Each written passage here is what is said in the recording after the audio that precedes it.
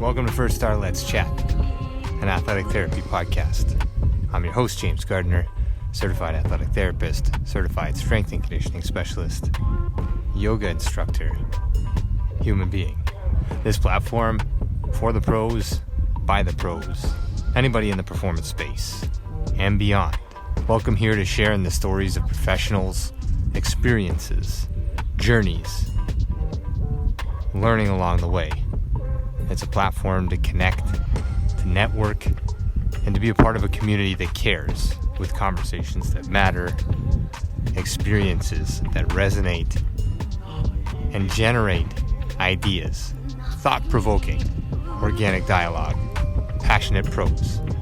Brought to you as always by First Star Therapy, Mobility Tape, Epic, and Benchmark Athletics, in association with the Canadian Athletic Therapists Association.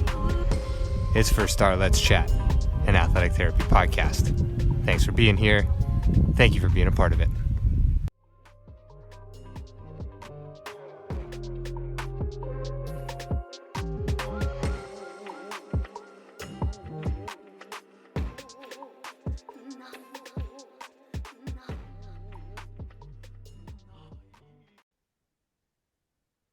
All right, we are finally back on air. This is session 142 of Let's Chat, a podcast in athletic therapy, the official podcast of WFAT.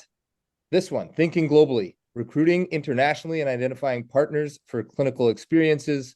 We have a panel of guests here today, joined across the globe from Europe as well as into the US and hosted here in Canada. Our guest this afternoon, Dr. Aoife Burke, is an assistant professor in the Athletic Therapy and Training degree program at Dublin City University in Ireland. She's currently acting as program chair and clinical education coordinator, and also chairs the Accreditation Committee with Athletic Rehabilitation Therapy Ireland, known as ARTI. Dr. Valerie Herzog is the chair of Department of Athletic Training at Weber State University in Ogden, Utah. She also serves as a District 7 representative on the National Athletic Trainers Association Board of Directors. And finally, Jim Mensch, PhD, ATC, is the Athletic Training Program Director at the University of South Carolina, a previous guest on our show, where he has served there as for 23 years. Matt Lewis in the background will not be joining us by voice, but he's here and just want to send a quick thank you to him. He's at Messiah University, where he serves as Professor, Health, Nutrition, and Exercise Science, and as the Athletic Training Program Director. So let's jump in. Thank you very much for your time. Thank you for being here. I know we're cutting into busy schedules. It's a busy sports schedule. It's a busy fall schedule. And as at least seasons change here, lots of things on the go. So Valerie, we'll start with you. Just maybe just a general rundown as to where you are and what the athletic training program looks like at Weber State. Thanks, James. Yeah, so we've had our program in place since 2008 with a master's in athletic training. And I've been here for 20 years. Love Weber State. We have started, even from the get-go of our program, probably in the first few years, we started attracting international students. And I think the most interesting thing is that we never actively recruited. They found us through word of mouth. And then students kept coming, particularly from Japan and Korea. And I asked them, why us? How'd you find our program? And apparently they have some online, kind of discussion boards where they recommend other programs. So once we had a few students and they had a great experience and they told other students about it, and we've pretty much had a pipeline of international students ever since. It's really exciting. Awesome. And we'll dive in a little bit more on the enrichment, the enrichment of having international students, how that works, how that operates, and all of that as we get rolling. Throw it over to you, Jim, in terms of just a brief capture at South Carolina. Yeah. We're similar in that we've had a program here since 1996. And, I think I got bit by the bug to go internationally. I've done about 10 study abroad programs. So unlike Valerie, where they just kind of found Weber State, I was very intentional. I want to reach out to folks across the globe. I think it's fantastic that we can, get people in our program that don't always look like us, talk like us, think like us. So it is very intentional for us to go out and find students that want to join the AT program here at South Carolina. And a lot of expertise, both over 20 years in your institutions. How have things changed? Did it start out international? Did it gradually shift that way? Has it become more predominant in the later years as the profession is more acknowledged internationally? Wherever you want to start, Val, maybe with you first. Yeah, so like Jim, we started with an undergraduate program a long time ago, probably in mid 90s, something like that. And when we were an undergraduate program, most of our students were local. We did get some students from California. But it was really as we shifted to the master's degree is when we really started to see more international students come. I think the graduate degree is much more attractive to them. Our program also offers, well, actually, every student is required to do a full research thesis program, study. And we have money to support that research. And if students are accepted to present at conferences, we have money to support their travel to present at conferences. So I think that's really attractive for international students too. We have a number of students across the board from our masters that go on to get their doctoral degree, PhD or DAT or EDD. But I think among international students, the percentage is much higher. And I think it's really hard to go on and, pursue a research doctoral degree if you've never had a research experience. So I think that attracts them to our program. Awesome. Jim, how about your side? Yeah, I think having that aha moment to me, James, when you travel abroad and you go to different countries and you see, listen, the globalization of athletic training is taken off in the last several years. But the concepts of patient-centered care and social determinants of health, those are things that are transferable. I don't care where you're from. So to me, getting those students that understand those concepts but want to do it outside of their little world or their where they grew up or where they live, I so many students to me, and I know Valerie's experienced as well, when you see students from a different culture, or you yourself go to a different culture, that to me has a bigger impact than anything that I can put in a slide in the classroom. And that's why we look for those things, because I think you don't know it until you actually are embedded into that culture. And I love seeing that. Yeah, and there's obviously like an enrichment brought to a stateside program or a Canadian program when there's a little bit of international flair, both incoming and potentially outgoing, as well as we'll get into with each of your programs.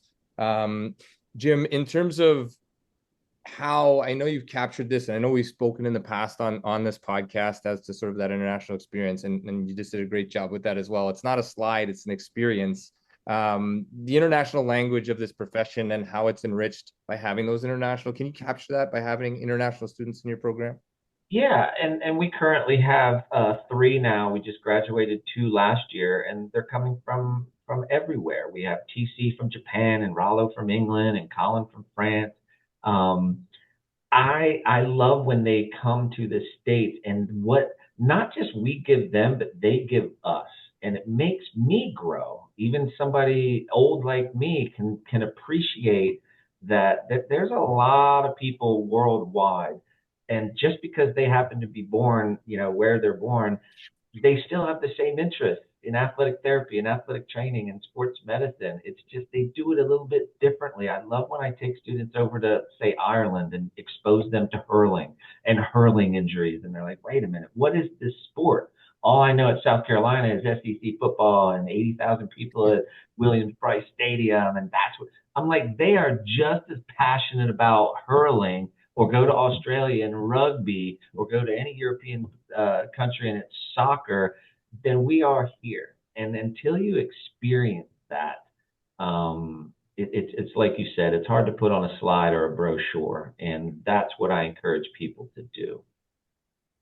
Amazing capture. Valerie, how about your position at Weber State? The similar capture as Jim, or what are your experiences like in terms of what the international students bring to the program there? Yeah, thanks. I completely agree with Jim. Just the way they really broaden our horizons and make us think about, the way that healthcare is delivered in other countries. And I'll give a really interesting example. We did a unit on social determinants of health and health equity and access to healthcare, and then we get into, insurance and billing. And I can see some of these international students from Japan and Korea, their brows just furrowing and trying to wrap their head around the health insurance system in the United States of America. And, I had a student from Korea raise her hand and she said, well, no matter where I am in the country, if I need to get health care, I just walk to the nearest clinic. And wherever you are, you can walk to the nearest clinic and go get health care. And it's almost like a mic drop in the room. Like, we think we have the best healthcare in the world, and yet most of us don't, many don't have access to it, right? And so what's the point? And it's just interesting for the students to just go, wow, well, that would be a lot simpler, wouldn't it? Wouldn't that improve access to healthcare? Wouldn't that improve health equity and, reduce disparities? And it's just interesting. It's, we keep trying to make it more and more complex, and what we really need to do is probably simplify. And not without its headaches either. Obviously, being here in Canada, healthcare is accessible here across the country. But having access to that results in its own headaches and timing and different things as well. So maybe not one best way to do it, but I think the best way to do things is to find a common language of what athletic therapy is, of what athletic training is across the globe. So I'll leave this open for discussion between the two of you, obviously. When your students are here or when they go back home, what are the touch points in terms of commonalities and differences? We've obviously touched on different sports, but understanding the body, understanding physiology, understanding biomechanics, understanding what goes into preparation and or recovery. These are principles that we can carry right across borders. And so any interesting captures or interesting stories of either graduates or people bringing in specifics from their country? Well, I'll go first just with people think athletic training and athletic therapy is about sports. And I know it's in our title, it's athletic, and we struggle with that for years here. Where are the athletes? Well, I didn't realize that am I an athlete? I'm a 55-year-old recreational basketball player. Am I an athlete? Who is a soldier an athlete? Is a performing arts? Are they athletes? Military, all of that. So I try to open up our students' perspective of, wow, I didn't know that I could go into all these settings. I didn't know that these skill sets are transferable, that, somebody has an ankle sprain. It doesn't matter if it's a ballet dancer, a soldier, or a football player, or a soccer player. They want to get back to what it is that they're doing, and that's the skill set that we have. So I think that's something that our folks from the States still have to learn. And even globally, you can kind of see that with the international students that come to our program that really appreciate that as well. Mm-hmm. Yeah, and one of the reasons I became an athletic trainer, I played high school soccer and had a lot of injuries, some pretty serious injuries, and we didn't have an athletic trainer, and I kind of just naturally fell into that role with the team, and wished, of course, there was somebody to take care of my injuries. And when I talk to these international students and I read their reflections on different assignments, I hear kind of the same stories from them, is that, they did their best, and, some of them had quite a bit of experience in their home country before coming here, working in the field, but they recognize that the athletes are not getting adequate health care. There's not enough athletic trainers, or whatever you call it, in your home country. They're not getting the type of care that they need. And they really wanted to come over and get educated and go back and train more other individuals too. So we've had some go back to Korea and join the faculty and really try to improve healthcare for athletes in general and make sure they have the support that they need, and that they're not pushed too hard, right? That they're able to come out when they have injuries and take the time to rest and heal. Yeah, So this is an amazing capture by both of you. Sorry to cut you off. I think just opening up the world of athletic training and athletic therapy by redefining the term athlete. I love that. That just allows us to play in more sandboxes and contribute to, well-being in a whole bunch of different settings. And James, it's not just telling them what athletic training is, it's telling them, and again, there's a big world out there. And there's a lot of people out there that don't always look like us, talk like us, think like us, and to expose them to others that have similar interests that we just described. I think too many students live in a bubble where they don't see outside of what they think. They want to be the next big college football athletic trainer. That's what they want to do. And when you expose people to culture, and whether it's food or whether it's And you can do some of this via Zoom. And that's why I love what WFAT's doing, where we can get international students on the same Zoom call, learning from folks that do things a little bit differently. I love that, whether it's dry needling or diagnostic ultrasound or something that they're doing, cupping or whatever. What's the next person doing that can help me not just advance my practice, but advance me as a human being, that I understand I'm more culturally sensitive to what's happening around the world. I love that. Mm-hmm. But yeah, James, I do agree in getting beyond just the athlete, right? I mean, there are some states in the US that had a really restrictive definition of athlete in the licensure agreement, right? In the licensure law. And it's okay, so I can treat the kid who made the basketball team, but I can't treat the kid who got cut, right? Or I can't treat the kid who plays basketball in their driveway with their dad. Or can I only treat people who get injured when they're playing a sport? What if they get injured gardening or working on their car or putting on a roof or whatever it is? I mean, it's all physical activity, and I have our students actually put together an elevator speech, and I say, we take care of people who get injuries through physical activity of any kind, you know, and that could be walking.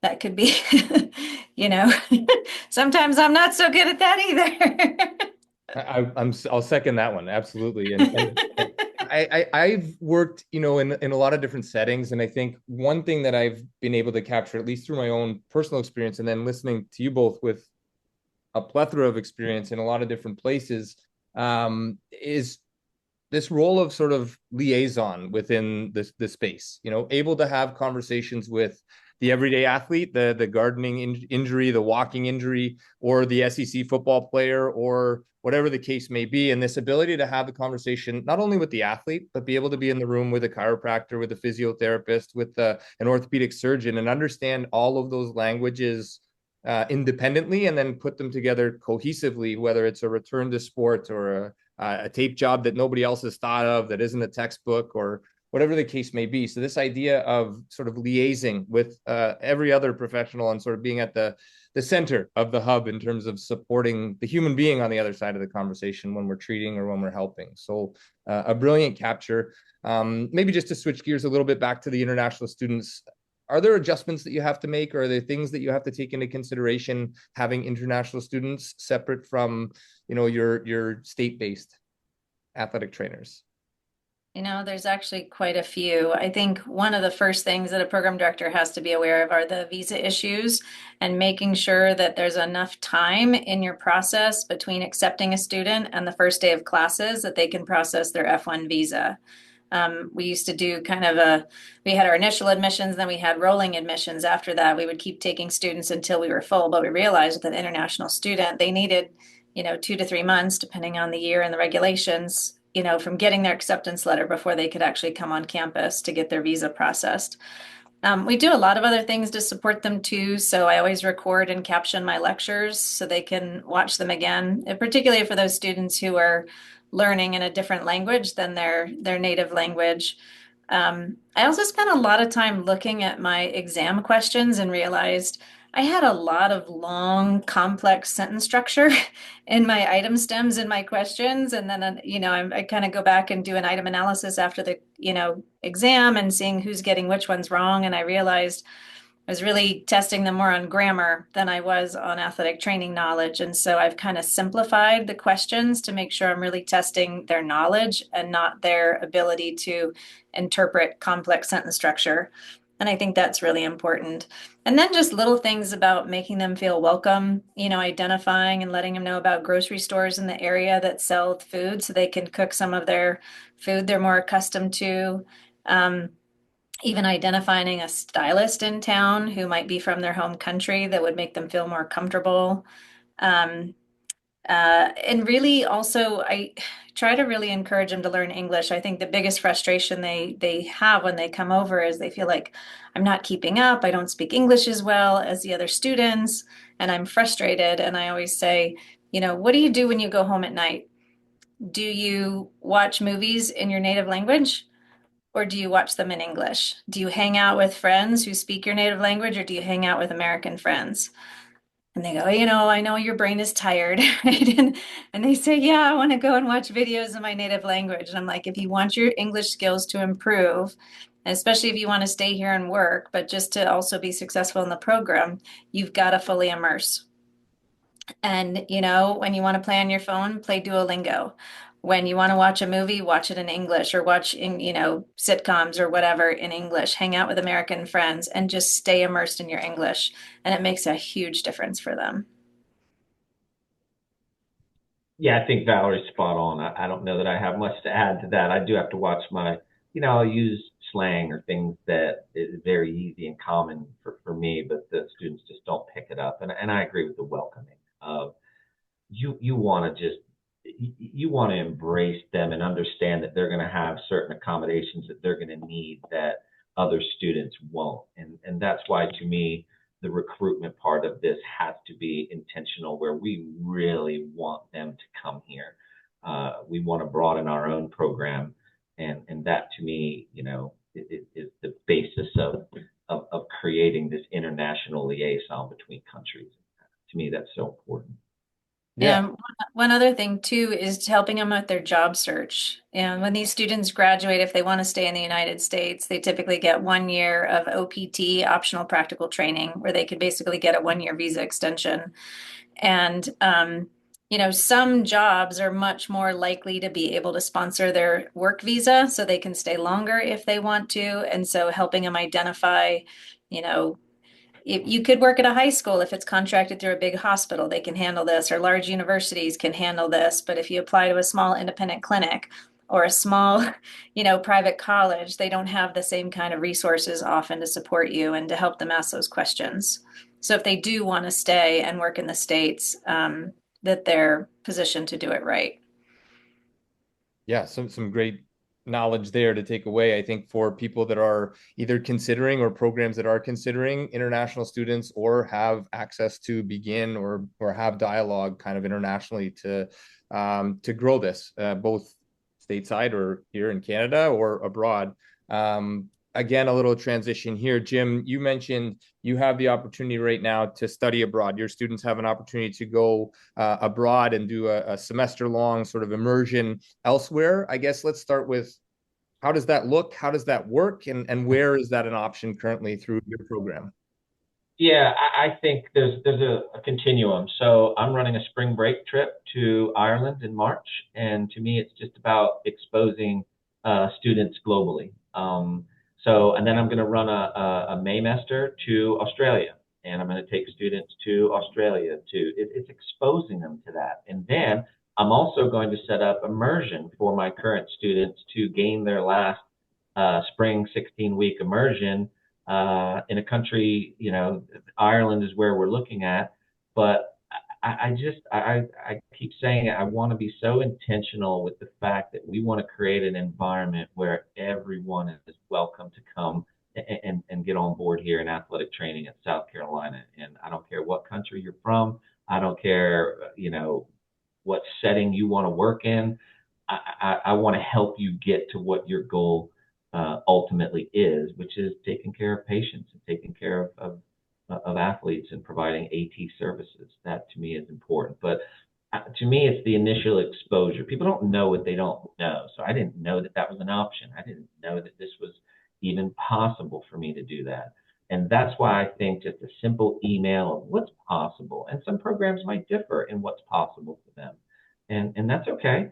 And other programs might have been doing it for a long time. And some programs don't even know that that's an option or how that's going to bless them and help them their program grow. So to me, these kind of discussions through WFAT and these kind of discussions through the World Congress coming up, and encouraging your students to go there and encouraging students to get involved internationally, to me is a great start.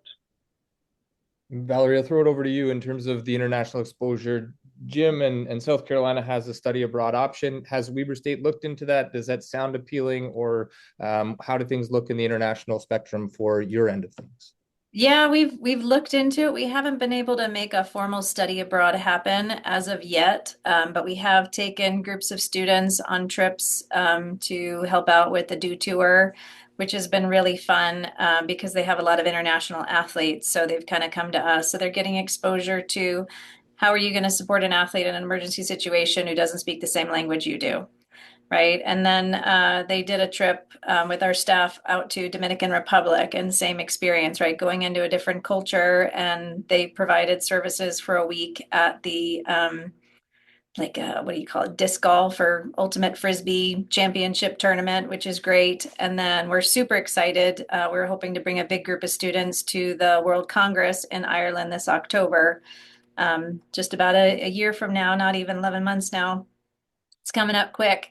And I know Jim is working with another group to try to build some student programming to support those students. So that'll be kind of our first dipping our toe in a full study abroad. We're really excited about it. Yeah, and maybe just to transition there, just Jim, before you jump in, that World Congress is coming up, and so just a shameless plug. I think this is one of the greatest things that I've been a part of through 15, 16 years in this profession, is the ability to travel and to hear and to see students and the way that this profession is perceived and utilized in a lot of different cultures and a lot of different spaces.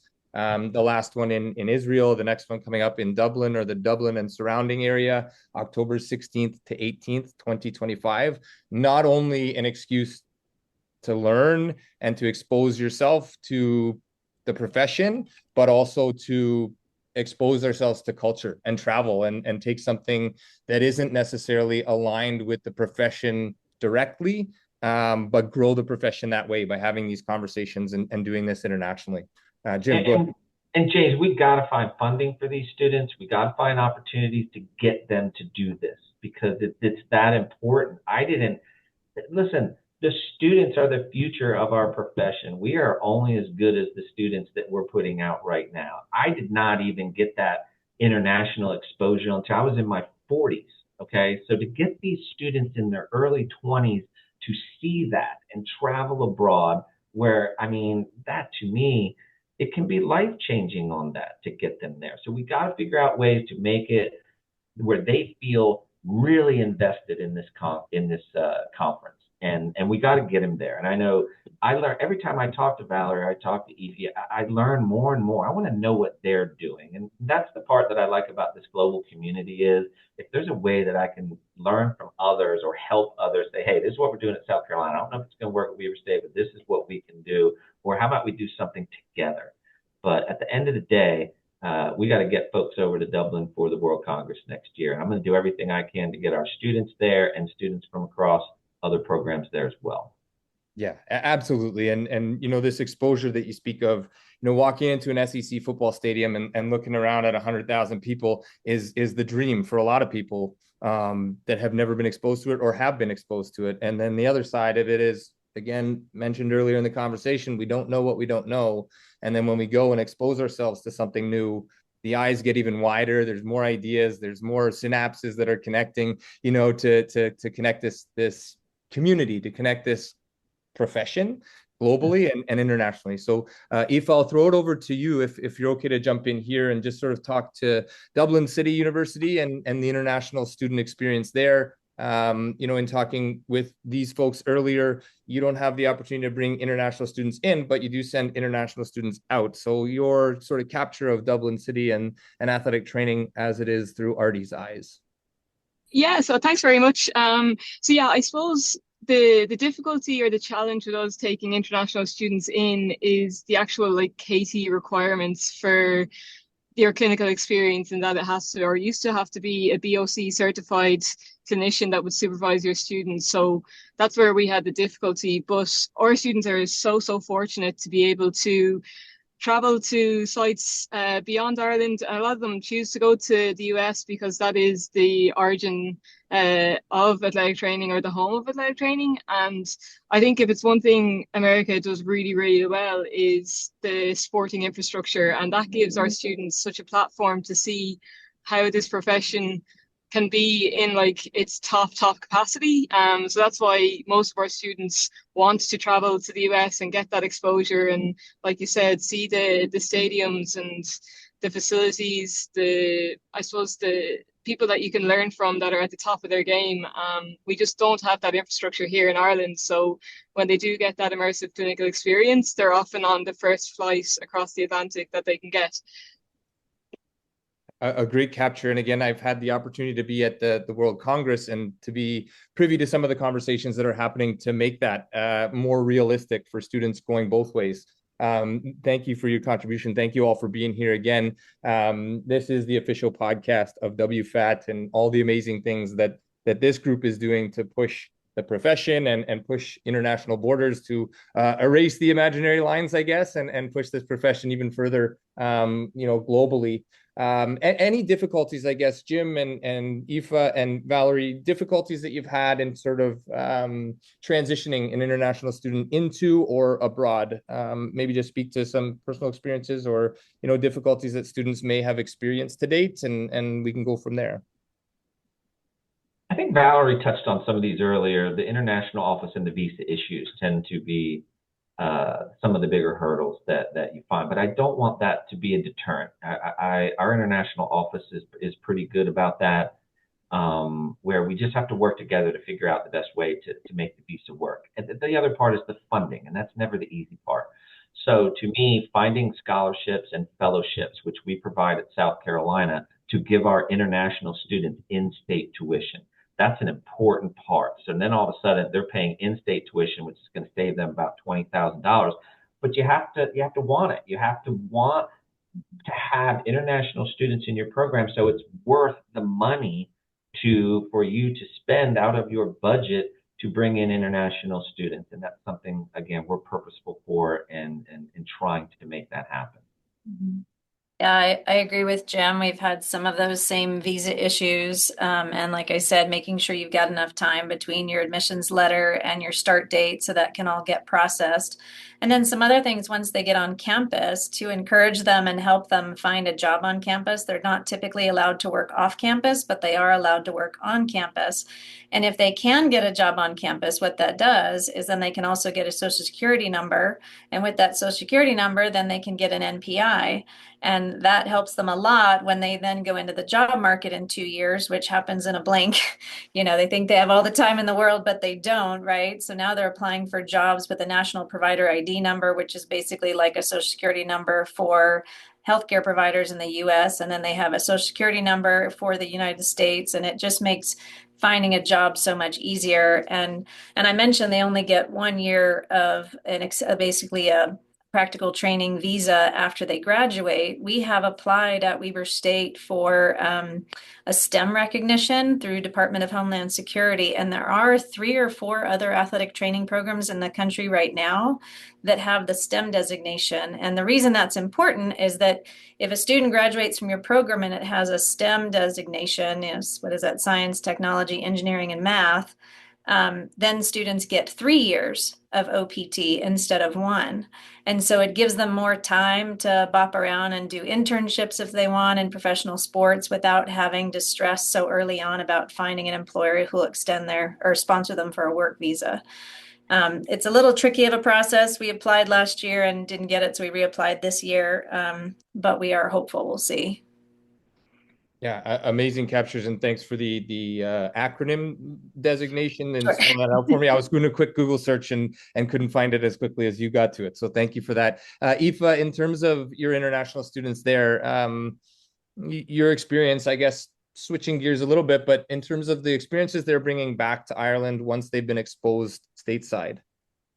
Yeah, they come back different people. We send them out as kids and they come back as adults often. I suppose it's just the nature of having to move abroad and to be independent as a human, but then as a professional as well. Like, it's a huge transformation because they get that opportunity to apply all the theory and knowledge that they've learned at DCU. And then when they go abroad, it's such a big platform for them to be able to practice everything and to get that hands-on that they might not necessarily have here. Like, sports in Ireland is very much amateur. There are very few professional sports that the students can get exposure to. So when they go over to the US, it's like carte blanche for them. And the barriers, I suppose, for our students to go over to the US, like sometimes visas can come into it, but there is the 90-day holiday visa that some of our students would travel on. So that kind of nullifies the formal visa, if you will. But some of the other barriers would be housing or access to housing and their lack of awareness of housing in certain areas. So we would be kind of drawing on the resources of the university itself to try and figure out where we can place these students for just one semester, which can be difficult because it's not a year-long lease. So that is the challenge. But we've often been able to overcome that with kind of long stay Airbnb now, which is a really nice innovation to have come into industry and facilitate the students to stay abroad. Great captures, and to hear it from the opposite side of North America going that way and that way coming back this way is helpful, not only to us and to our listeners that are professionals, but also to students considering. I think again, we touched on earlier a little bit of this opening up the world to the definition of athlete, but also to opportunities, experiences, and Aoife, you so brilliantly captured the human element, right? The growth of the human beyond the profession is the exposure here to see something new, to go somewhere new, to face adversity and demonstrate resilience in finding housing and doing all these other things. It is literally growing up in the profession or surrounded by professionals. So a brilliant capture. And I see lots of heads nodding, and take it wherever you want to go, Jim, maybe He's 100% right. You watch them grow. Sometimes students that are coming to South Carolina from Georgia are like, how am I going to I'm like, that's not going to be quite as difficult as somebody coming from Ireland or Japan. I don't downplay that, because in their mind that is a big deal for them to move 60 miles away from their parents. And I love the growing up, because that's just not athletic training. That's making a better person, and that's kind of what we want, the human factor. So you do have to be aware that students are coming from a long ways away, and that welcoming and that onboarding is so important. From visa issues to, can you get paid? I have 3 students that are all 3 international students of mine are doing NFL internships next summer. So trying to work that out with the NFL teams, and can you compensate them, or let's see if that works with your visa. It can be it can be a headache on both parts, but it is so worth it because of the things that they bring back tenfold to your program, and then become part of your alumni system and part of our athletic training profession. So yeah.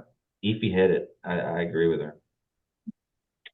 Yeah, in the first day of class, when I do introductions, I try to introduce students to the concept of a growth mindset. So when they introduce themselves, what's your name? What did you major for your undergraduate degree?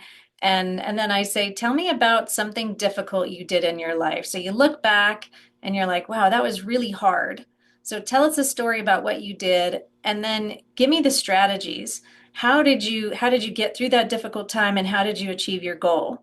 And so everybody does that as part of their introduction. And then I remind them, I'm like, look, you all said the way you got through it a lot of times is your support system, your family, your friends, whether it was church or whatever. This program's going to get hard. Right? There are going to be times when you don't think you can do it, when you are feeling so overwhelmed, you think it's time to pack it up and go home, wherever home is. And I want you to remember to reflect on all the hard things you said you've already been able to do and how you did it, and use those same strategies now. And I'm always floored at the end, and I talk to the students and I say,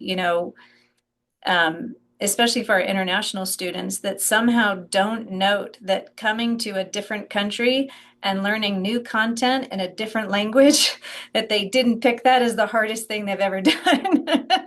Because I just say, and I say it all the time when they come in and they say, oh, I'm frustrated. I feel like I'm not keeping up. I'm not doing as well as the other students. And I say, you are learning new content in a new language, and I am so impressed with you. Just give yourself some grace and you'll get there, right? We promise you'll get there. You come here, we're going to support you. We run 3 hours of open lab per week so students can get in there and practice any skills they're rusty on. And we do whatever we can to support them. And that's for all of our students, not just our international students, but I think it can make a big difference. But just reminding them that, yeah, life, it can be hard sometimes, and step it up and you can do it. Valerie, you brought up the growth mindset. We make our students read that book by Dweck coming into the AT program. That to Awesome. me, you hit the nail on the head. Having that growth mindset, so important, so important. And speaking of growth mindset for the listeners out there, both professionals and students, the opportunity for growth and being open. Again, World Congress coming up next fall in October in Ireland. Aoife, anything planned on the student body population at Dublin City University? I know being in Israel last time, there was a large student presence at World Congress, and it made a difference. There's a lot of energy in the room. There's a lot of opportunity to discuss how the profession is growing and how the profession is perceived, both in the home country or the host country and then abroad.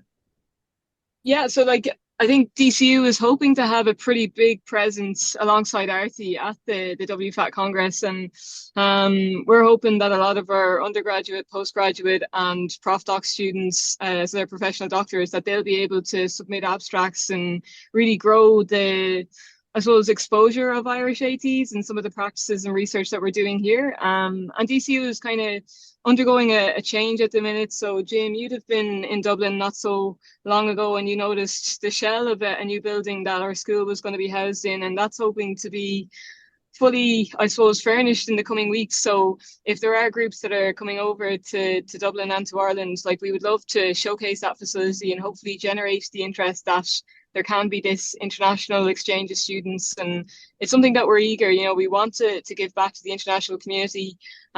We just need to manage the expectations that you're not going to get the 60,000 crowds at a game here on a Wednesday evening. You might get 50 people at it. So it's a different experience, but equally an important one for students to get exposure to, because I suppose it's not always going to be, a professional facility or all resources available to students. Like, sometimes you'll learn a lot more when you're exposed to limited resources and limited staff as well, and you're kind of under a bit more pressure, and it might force you to find your feet a small bit and to learn in a more challenging environment to what you're comfortable with.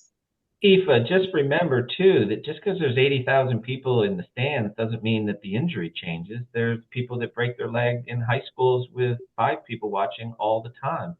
And when you break your leg, and when you break your leg in front of 80,000 people, or there's an emergency, keep in mind there's going to be a neurosurgeon and an orthopedic surgeon, and there's going to be all kinds of other healthcare providers there. So sometimes your best experience comes from a one-on-one where people are injured at all levels. So the number of fans in the stands is nice because you get excited and you run out.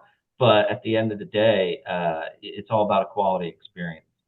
Yeah, and the level of autonomy that the students can get here then is like probably a bit higher in some regards, where they are the boss, they're leading the charge, and as a result, they really have to make sure that they're providing top healthcare with nobody else really to rely on at that second in time. So there is obviously supervision, but it might be nice for students to get the exposure where there isn't somebody always looking over their shoulder, and that's a platform for learning as well, where it's a small bit more independent, but you do have that distant supervision if you need it as a safety net. This is it, coming full circle here in terms of I guess some of the lessons, at least that I've taken away, is this idea of exposure, this idea of the human at the center of it, right? In terms of receiving an international student or sending a student internationally, a brilliant sort of breakdown of barriers between countries and different places through the means of this profession, athletic training, athletic therapy globally. I know we're going to have to cut this with people, other things to do, but this is where it begins for us is conversation like this, to expose people to the opportunities that are at hand and this idea of growth mindset. This is where we all continue to do our best in terms of being a liaison for the athletes that we treat, for the humans that we interact with, and a brilliant capture globally here. Just in the last couple minutes, anywhere you want to take it, and just in terms of how you see the profession internationally and how we can do, how we can enhance, I guess, the growth of this profession and the navigation of this profession internationally. Valerie, I'll put you on the spot and have you start, and then Jim, and then Aoife will have you close it out, and we'll go from there. Sure. So, I mean, obviously, I think expanding our profession globally is a great idea, but I think we also need to remember we're kind of a microcosm of the world, right? And if we can find ways to get along and build bridges across, lines of countries and these invisible lines, maybe our politicians can do the same, right? We can just find all the ways. Yes, we identify the differences, and that's important. But I think one of the most interesting things is we find so many ways in which we're similar, right? We have so many commonalities. And I think that can really help grow our brains to realize we're all humans and we all deserve quality health care and kindness. I'm going to give out another shout out to the World Congress coming next year. Don't be scared. Students that are listening, this is something you want to try. Look for the funding. Abstracts are due, I think, December 15th. So you got about a month. Don't think that you don't have a case that could be worthy. Don't be intimidated. Show up to these meetings. It's meant for you. And program directors that are thinking, well, maybe I should, taking international students is going to be so much pain. It's going to be a hassle. Take a shot at it. Learn a little bit more about it. Talk to those that have had students come in the past. So I'm hopeful to see a lot of students at the World Congress meeting next fall in Dublin, in Ireland, and just take that first step. Reach out to find more about it. You don't know what you don't know. And I'd probably add to that, like, it's a saying as old as time, but one for all and all for one. And I think culturally, if we can kind of create these links and network, it'll only make the profession stronger across the globe. We can only ever be as strong as our weakest link. And I think with the responsibility of everybody to maintain a strong profession and career longevity. So if we can all kind of work together, it's definitely a much greater effort than just a few people working in isolation. And I think if people are coming to Dublin and to Ireland, like the opportunity for networking and for building relationships is so significant. And I know sometimes we will send our athletes over to the US for surgery and different specialist care and things like that. So having that network to build on is a huge, huge thing for us within Dublin and beyond. So we're really looking forward to hosting a lot of international professionals and a lot of international ATs. And for that, to really grow the profession within Dublin as well and within Ireland, because right now it's still gaining traction as a healthcare profession, and we're really hoping that this World Congress can catapult us right up there to the top again. So hit us up if anybody is in around the area or is thinking about coming down. Definitely get in touch and we can put those conversations in place to make sure that you're looked after when you get here. Looking forward to it. Again, it's October 16th to 18th in Dublin. Extend that a little bit and maybe even network over one of those famous dark beers at the brewery that is close by. Who knows if you're into that kind of thing. But in all seriousness, Dr. Aoife Burke, Dr. Valerie Herzog, Jim Mensch, and in the background, Matt Lewis for coordinating this. Thank you so much for your time. I look forward to diving into some of the conversation here a little bit further in the future, whether that's one-to-one or doing this again. Good luck with the rest of your day. Thank you for all that you're doing for the profession. Thank you to our listeners for paying attention here. And we look forward to seeing everybody in Dublin in the fall, if not sooner. Thank you so much. This is Let's Chat, the official podcast of WFAT.